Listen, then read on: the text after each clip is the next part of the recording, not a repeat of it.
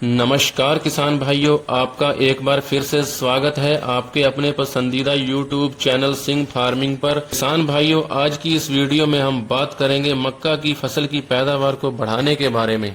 वैसे तो मक्का किसान भाई हर वर्ष लगाते चले आ रहे हैं, परंतु मक्का की फसल से 35 से 40 कुंटल तक ही किसान अधिकतम उत्पादन प्राप्त कर पाते हैं। लेकिन आज की इस वीडियो में हम आपको एक ऐसे तरीके के बारे में बताएंगे जिससे आप अपनी मक्का की फसल से 60 कुंटल प्रति एकड़ से भी अधिक उत्पादन ले सकते हैं। परंतु आपको अपनी मक्का की फसल की देखभाल जिस तरीके से हम बताएंगे उसी तरीके से आपको करनी पड़ेगी और समय से करनी होगी। यदि आप इस तरीके से मक्का की फसल की देखभाल करते हैं तो मैं आपको यकीन दिलाता हूं कि आप अपनी मक्का की फसल से 60 कुंटल से लेकर 65 कुंटल तक उत्पादन प्राप्त कर सकते हैं।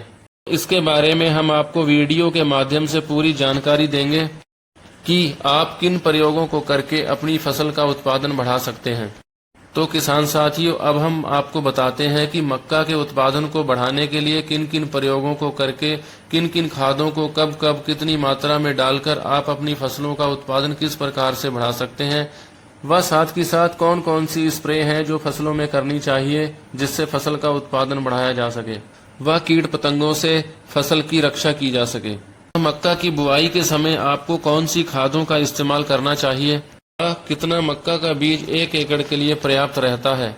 किसान साथियों, इस पूरी जानकारी के लिए आपको वीडियो को अंत तक जरूर देखना होगा ताकि आपको पूरी जानकारी प्राप्त हो सके। और जो किसान भाई चैनल पर पहली बार आए हैं उनसे रिक्वेस्ट है कि वे चैनल को सब्सक्राइब अवश्य कर लें और बेल आइकन को जरूर दबा दें ताकि हमारे आने वाले ऐसे ही नए वीडियो समय से प्राप्त होते रहें। किसान भाइयों, हम प्रति वर्ष मक्का की खेती करते हैं, पर मक्का की फसल से लगभग 30 से 35 कुंटल तक ही अधिकतम उत्पादन प्राप्त कर पाते हैं।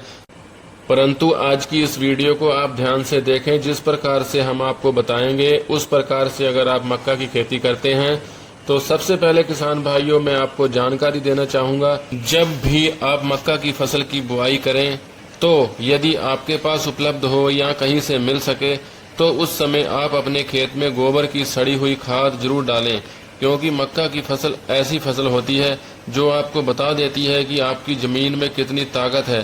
परंतु यदि कहीं पर हमारी जमीन कमजोर होती है तो मक्का की फसल तुरंत आपको बता देगी कि यहाँ पर आपकी जमीन कमजोर है।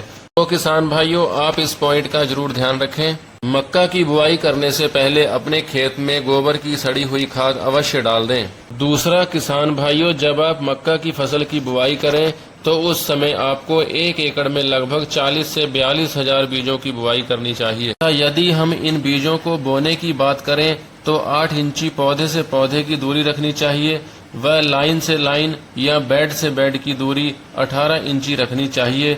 यदि आप इस प्रकार से मक्का बोते हैं आपके एक एकड़ खेत में 40 से 42 हजार बीज लग जाएंगे। अब हम किसान भाइयों इन 40 हजार पौधों की कैलकुलेशन कर लेते हैं। मान लीजिए आपने एक एकड़ में 40 हजार पौधे लगाए तो प्रत्येक पौधे में भुट्टे आएंगे। प्रत्येक भुट्टे में लगभग 150 ग्राम वजन अवश्य मिलेगा। यह 150 ग्राम वजन एक भुट्टे से प्राप्त दानों का होता है। यदि हम अधिकतम दानों की बात करें तो लगभग 200 ग्राम तक दाने एक भुट्टे से हमें मिल सकते हैं।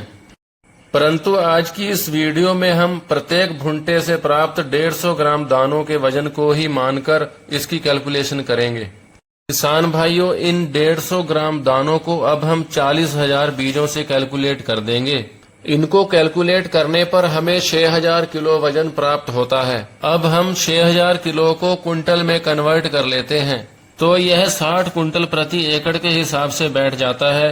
अब इसके लिए हमें कौन कौन सी खादें डालनी है, क्या क्या नियम अपनाने हैं, यह बहुत जरूरी है। इतनी पैदावार लेने के लिए हमें कौन कौन सी खादों की आवश्यकता होगी, क्योंकि जब पौधे खेत के अंदर भरपूर मात्रा में होंगे तो पोषक तत्वों की कमी भी उतनी ही अधिक होगी। तो हम पहली खाद के रूप में बात करते हैं। यदि आपकी मक्का के खेत में सूंडी वगैरह है तो उसके लिए आप स्प्रे कर सकते हैं, परंतु इस वीडियो में हम आपको खाद के बारे में पूरी तरह से बताएंगे। तो आपको जो पहली खाद लगानी है किसान भाइयों, पहली सिंचाई के समय लगानी है व पहली सिंचाई से एक दिन पहले लगानी है। तो आपको जो खादें लेनी है तो उसमें आपको 50 किलोग्राम लेना है यूरिया, यह प्रति एकड़ के हिसाब से है। इसके साथ में आपको 5 किलोग्राम जिंक सल्फेट लेनी है। इसके अंदर सल्फर व जिंक आती है 33%। यह आपको सिर्फ 5 किलोग्राम प्रति एकड़ के हिसाब से लेनी है।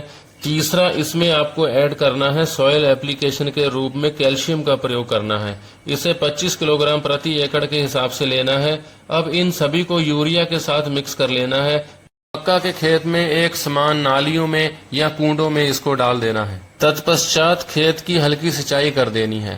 तो आपको दूसरी खाद के बारे में बताते हैं। तो दूसरी खाद जो आपको देनी है वह पहली खाद से लगभग 15 दिन के बाद देनी है।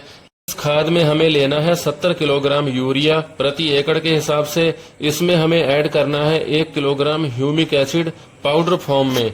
इन दोनों को मिक्स कर लें व मक्का के खेत में बखेर दें व बाद में हल्की सिंचाई कर दें।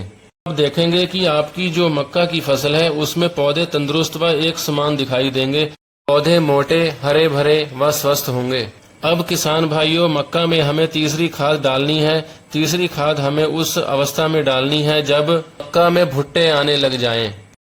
तो इसके लिए किसान भाइयों आपको लेना है 70 किलोग्राम प्रति एकड़ के हिसाब से यूरिया व इसमें आपको म्यूरेट ऑफ पोटाश को 30 किलोग्राम प्रति एकड़ के हिसाब से लेकर यूरिया में मिक्स कर लेना है। अब आप अपने मक्का के खेत में इसे नालियों में बखेर दें व हल्की सिंचाई कर दें। यह जो आप तीसरी खाद लगा रहे हैं किसान भाइयों, ये सबसे ज्यादा पावरफुल होती है। एक पहली खाद और एक तीसरी खाद, ये बहुत ही महत्वपूर्ण काम करती है, क्योंकि पहली खाद जो हम लगाते हैं वह मक्का की ग्रोथ को बढ़ाती है, पौधों को मोटा करती है और मक्का में हरापन लेकर आती है। तीसरी खाद जब हम लगाते हैं तो हमारी मक्का की फसल में भुट्टा आने की अवस्था होती है। इस समय भुट्टे का बनना, दानों का भराव, भुट्टे की लंबाई चौड़ाई का विकास करना, यह सब तीसरी खाद पर निर्भर करता है।